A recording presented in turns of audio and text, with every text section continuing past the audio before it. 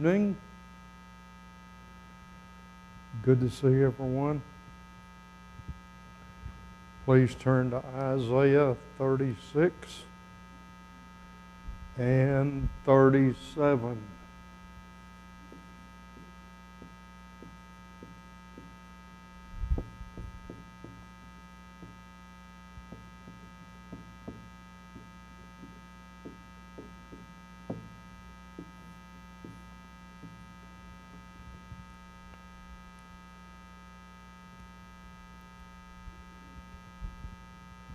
Just about every school that you can think about has courses in history. Why? Why do they all have history courses? There's a big controversy right now in the United States about what type of history we teach. Why does every school have history? What's the point? Why do we need to know those dates and names of people we can't even pronounce? Why? Is it just so we have something to do? Why do we have courses in history?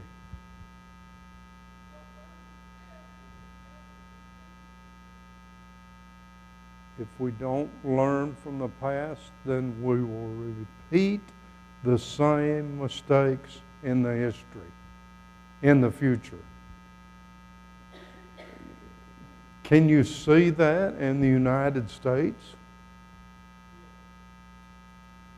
We don't seem to learn from our own history. You don't depend on communist, ungodly countries for your antibiotics.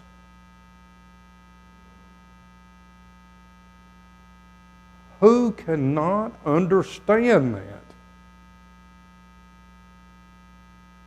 Well, it's cheaper. Okay, I agree to that. I used to go to Mexico and get mine when it was a little safer. But what's going to happen when we offend them, which is like every day, and they finally say, no more antibiotics?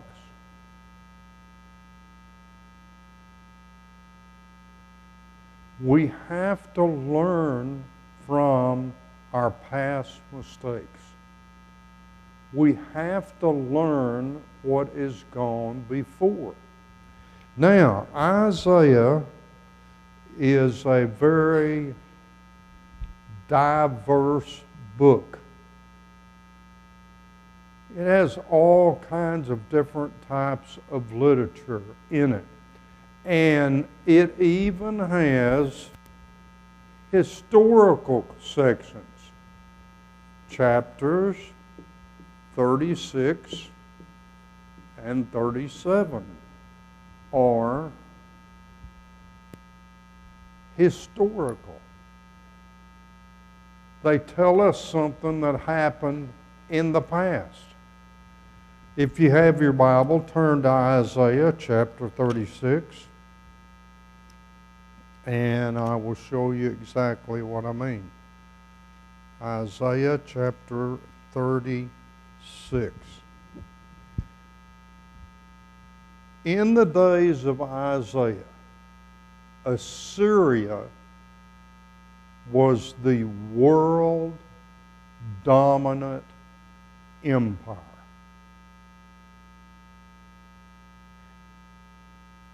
They were taking cities and countries just one after another.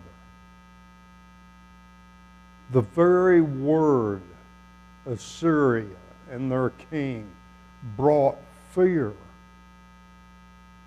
to millions of people all over the planet because nobody could defend against them. Militarily, they seem undefeatable. 36, Isaiah 36, look at verse 1. It came to pass in the 14th year of King Hezekiah. Now, what country was he the king of? Judah. He's the king in Jerusalem. He's one of the few good kings. You don't have many at all. You don't have any in the northern kingdom. And you don't have very many in the southern kingdom, Judah. But he's one of the good ones. He brings about reforms, political and spiritual. Very godly king. He trusted in God. He trusted in God's law. Did a lot of good for God's people. Unfortunately, after he died, they quit listening. And it went right back like it was. But in chapter 36, in the 14th year of his reign, Sennacherib, king of Assyria.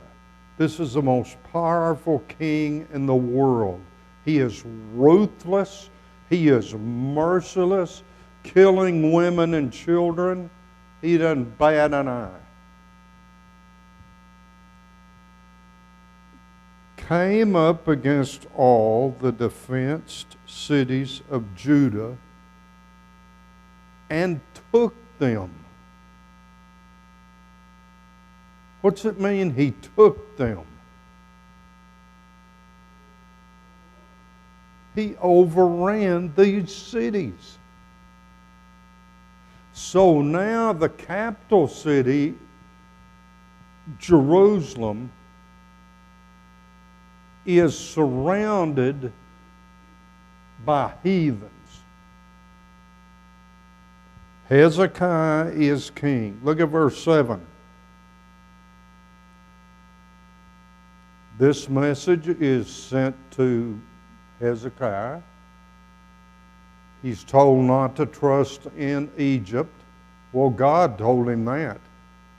This one thing, Sennacherib, he knew that. He knew it, but a lot of God's people didn't. Isn't it funny how sometimes people in the world are wiser than we are? He knew Egypt was no help to Israel. Verse 7, if you say to me, we trust in the Lord our God.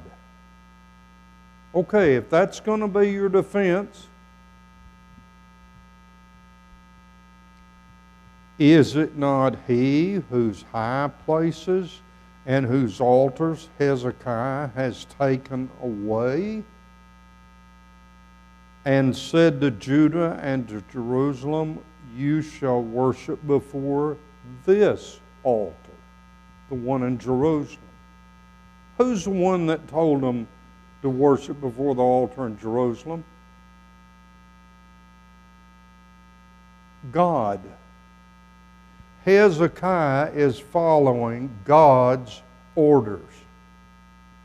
But they'd set up these altars everywhere and were worshiping to all different kinds of gods. So when Hezekiah becomes king, he just starts tearing all these altars down. Because it's false religion. Now, this Sennacherib, the king of Assyria, is a heathen. Do you think he understands false religion?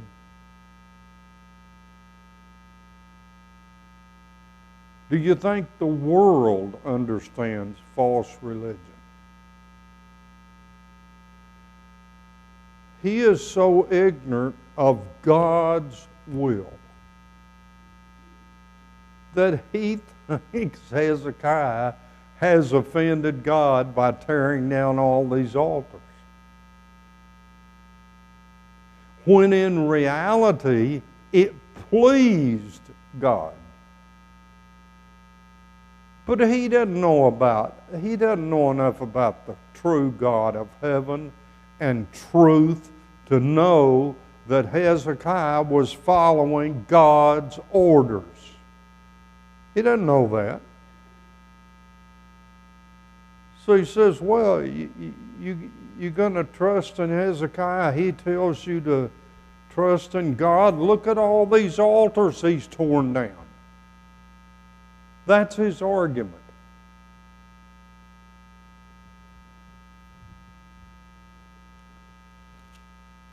Look with me in verse 14.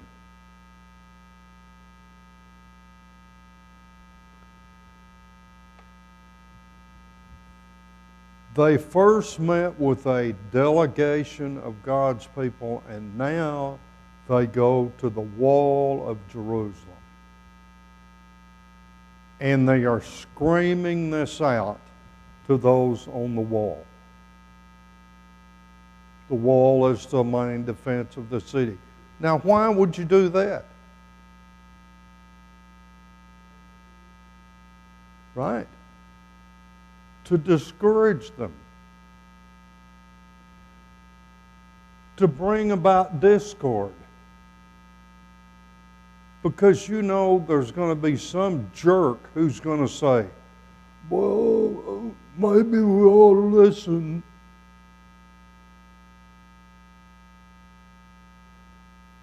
Maybe God has forsaken us. Maybe we ought to just lay down. You know there's going to be people like that in every age. Verse 14. Then said the king, let not Hezekiah deceive you, for he shall not be able to deliver you.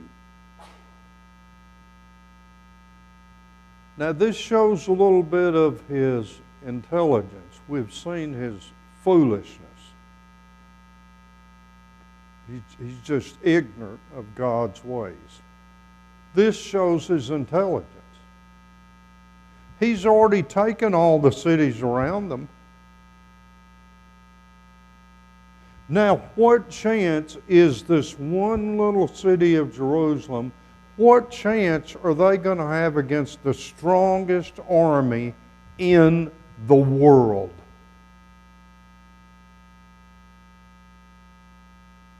Looks bad. Looks real bad. Looks like it's over. Looks like they're just going to either have to give up or fight to the death. Thus saith the king. Verse 14, let not Hezekiah deceive you, for he shall not be able to deliver you. Well, it did look that way. Neither let Hezekiah make you trust in the Lord, saying, the Lord will surely deliver us. This city shall not be delivered to the hand of the king of Assyria. He says that's what Hezekiah is going to tell you. That's what your leader is going to tell you. Don't listen to it. You don't have a chance. That's the way it looked. Hearken not to Hezekiah, for thus saith the king of Assyria, make an agreement with me by a present.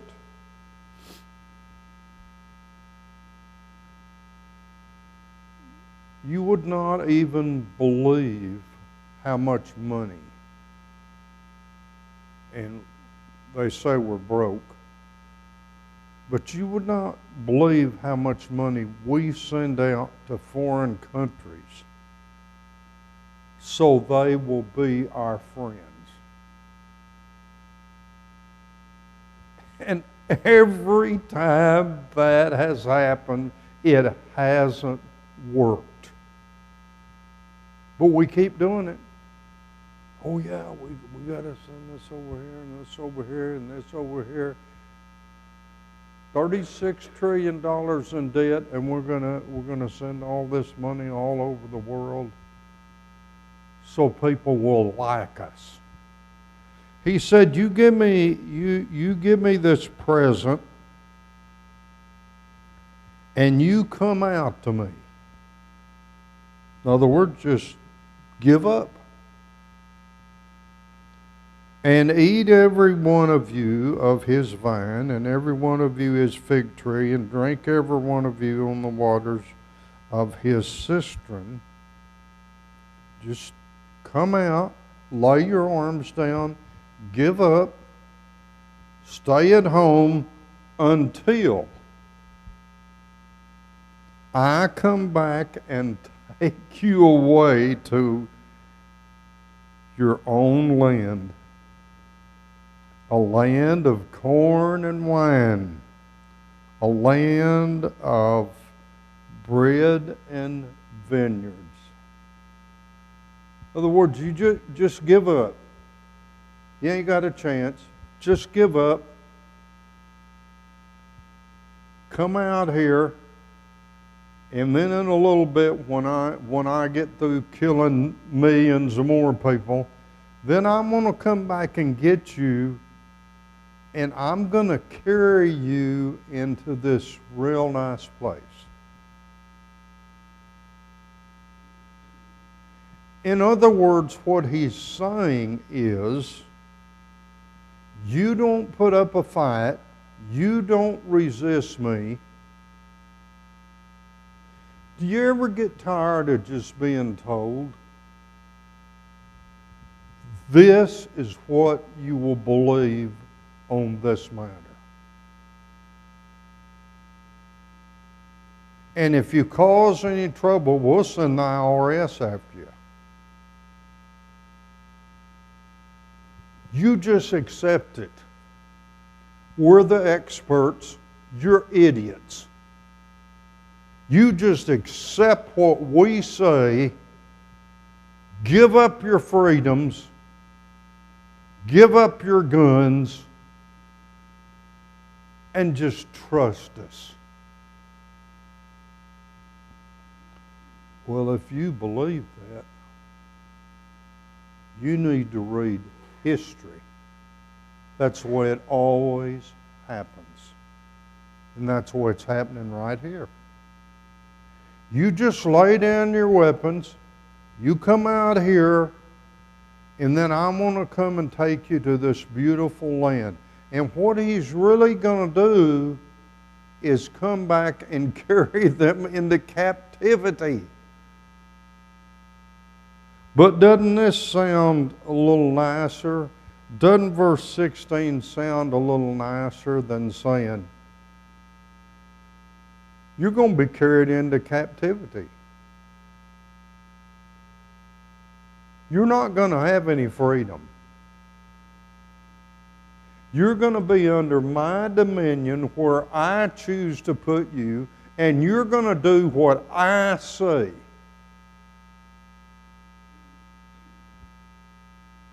Doesn't this sound a little nicer in verse 16 than saying what he's really going to do?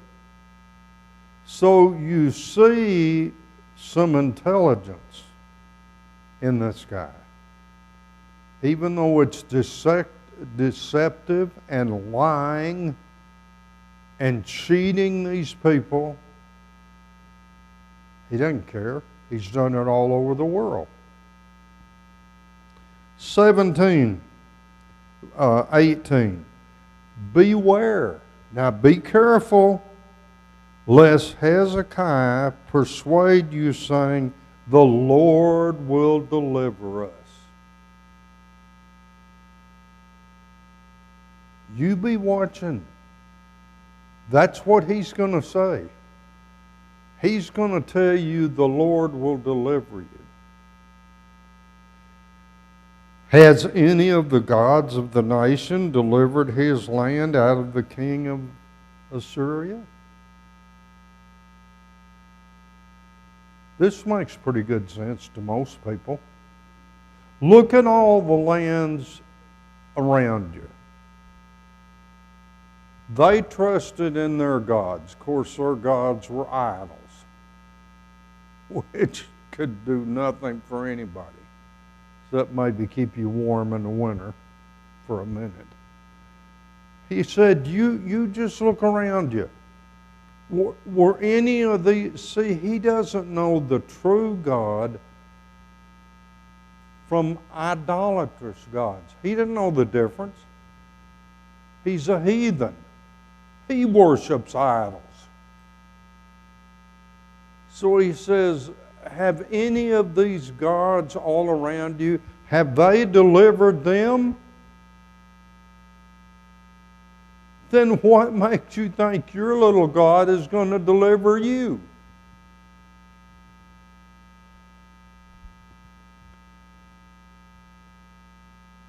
$37.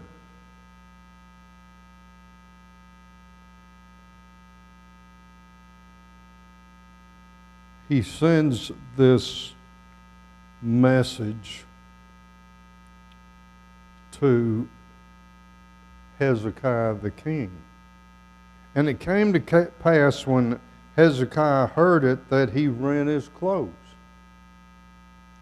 He covered himself with sackcloth. That's the way they showed remorse, often when someone passed away or something like that. And where did he go? Well, I'm going to see what so and so thinks. Well, I'm going to go have a conference. We're going to all get together and put our stupid human wisdom together and come up with an answer. I've seen that. But what's Hezekiah do? He goes to the house of the Lord. He knows where real strength is found. He knows where real trust should be placed. Not in men, in God. If I was going to trust in what men say, I would have stayed in denominationalism, because that's all I ever heard, is what they said. If that's what I wanted to trust in, what any man said, I'd have just stayed there with my family. Had a happy life. Could have stayed home. But I was tired of hearing what men say. I wanted to hear what God said. So Hezekiah, the first thing he does is go to the house of God. This is the kind of leader he is. He doesn't trust in his own wisdom. Well, I've been around a long time. I can figure this out. He trusts in the wisdom of God. He goes to the house of the Lord, and he sent Eliakim, who was over the household, and Shebaniah the scribe, and the elders of the priest, covered with sackcloth, unto Isaiah the prophet, the son of Amos. So he goes to the house of the Lord, and he sends these other men to Isaiah, God's inspired man. So you see where his trust is? Now, unfortunately, we don't have any inspired men now. We have some who claim they are, but they're not. He goes to the house of the Lord and sends men to the inspired man to get his answer. That's where his trust is.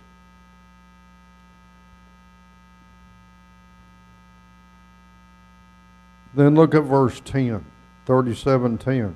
Then shall you speak to Hezekiah, son of Judah, saying, this is the message he's going to give to Hezekiah. Let not thy God, in whom thou trusted, deceive thee, saying, Jerusalem shall not be given into the hand of Assyria. Don't believe that kind of stuff. That's what you're going to hear.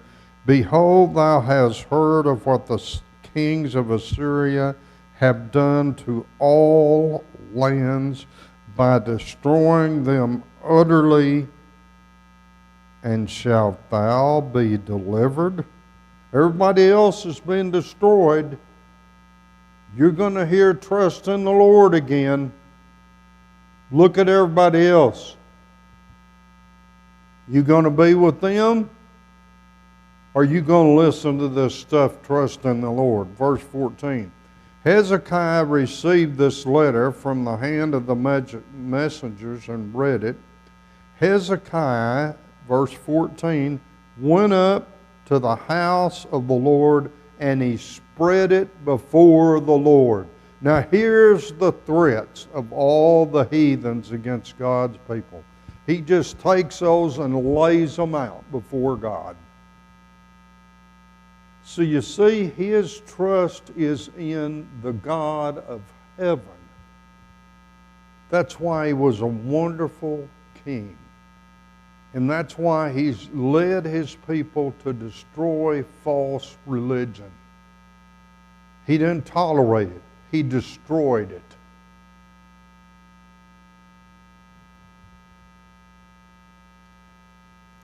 Hezekiah prayed unto the Lord. Verse 16. O Lord of hosts, God of Israel, that dwellest between the cherubims, thou art God, even thou alone. Of all the kingdoms of the earth, thou hast made heaven and earth. See, Sennacherib didn't know that. He didn't know how the world got here. The heathen, they didn't know. But God's people knew how the world got here. They knew God created it. And he says, Lord, I'm handing this over to you. You had the power to create the universe. So I'm handing this to God. Wonderful leader. Incline thine ear, O Lord, and hear. He's begging God to listen. I have a problem. It seems insoluble. I don't know what to do. I'm handing it over to God.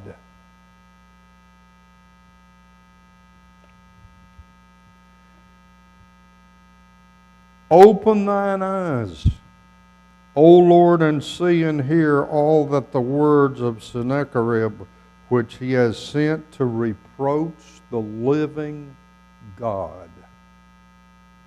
Sennacherib has blasphemed the God of heaven before all the Jews out on the wall. He's blasphemed God, and Isaiah said, listen to what this man is saying about you, Lord. Listen to what kind of man this is. Verse 20. Now therefore, O Lord our God, save us from his hand, that all the kingdoms of the earth may know that thou art God, even thou only.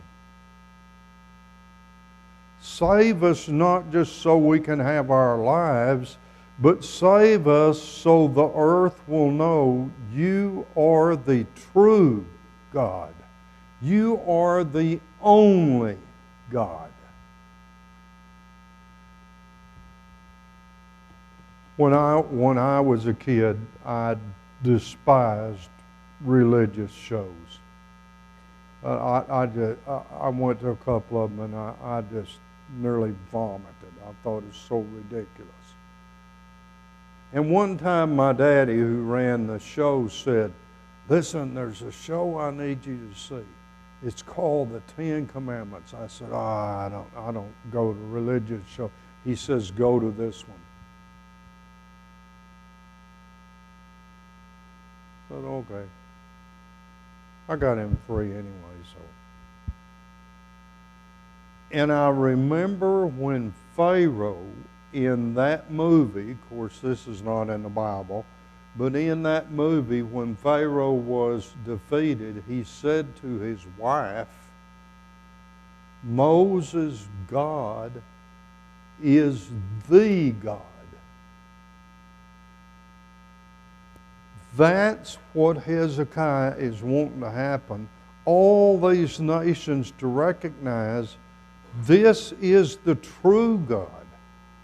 This is the God of heaven and earth.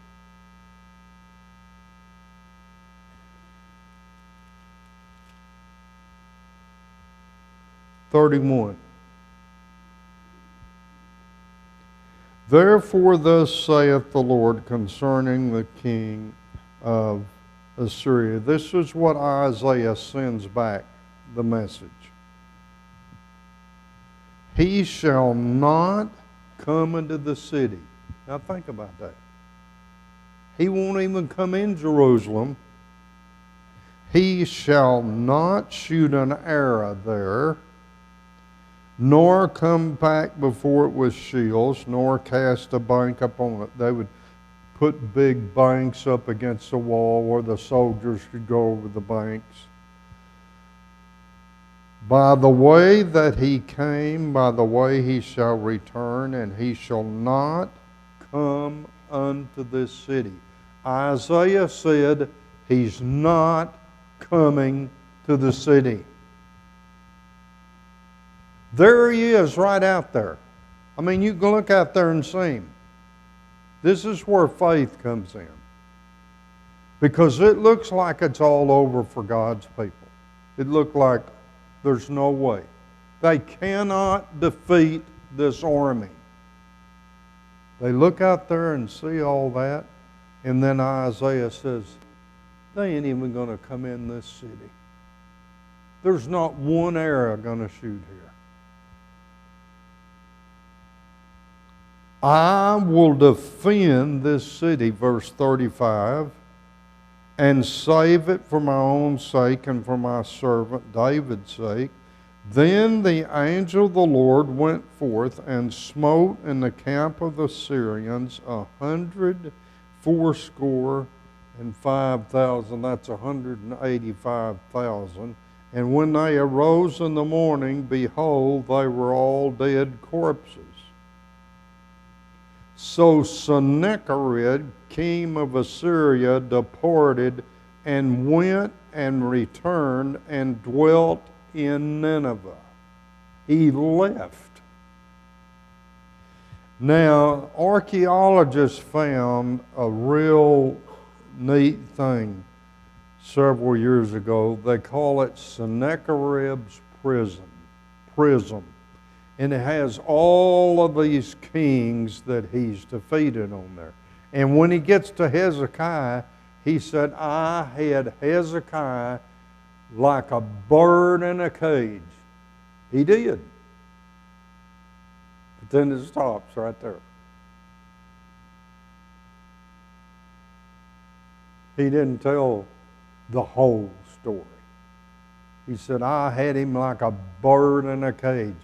But then the story stops. See, they kind of like our politician, they just told what was good for them, what made them look good. If they could even think of anything, they would say that. Well, I got shot at over here, and it comes out to find out the guy wasn't even shot at. But that sounds good to Americans to say, well, I went over here and they shot at me. Sennacherib says, I had him like a bird in a cage. That's it. Wonder why he didn't say nothing about those 185,000 troops that the angel of the Lord destroyed. Wonder why he didn't tell about that. And what does this tell you? Look at Galatians 6,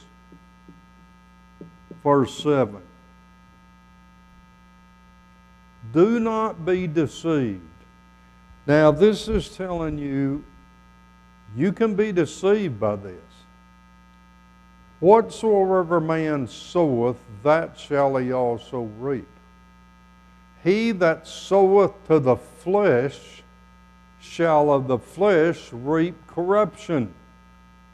He that soweth to the Spirit shall of the Spirit reap everlasting life. The law of sowing and reaping. You are going to reap exactly what you sow in this life. Romans 14:12, we'll all give an account of ourselves to God. 2 Corinthians 5:10, we're going to stand before the judgment seat of Christ and give an account for the things we've done in the body, according to that which we've done, whether it's good or whether it's evil. We will reap what we have sown. And the Old Testament shows us this over and over and over. People that live this way, look at the end of them. This guy is worshiping his foolish gods, and his two sons come and kill him with a sword. Well, where'd they get that idea? Well, don't you imagine they'd seen their father kill millions of people? He reaped exactly what he sowed on earth. And all through the Old Testament we're shown, you reap what you sow. Thank you.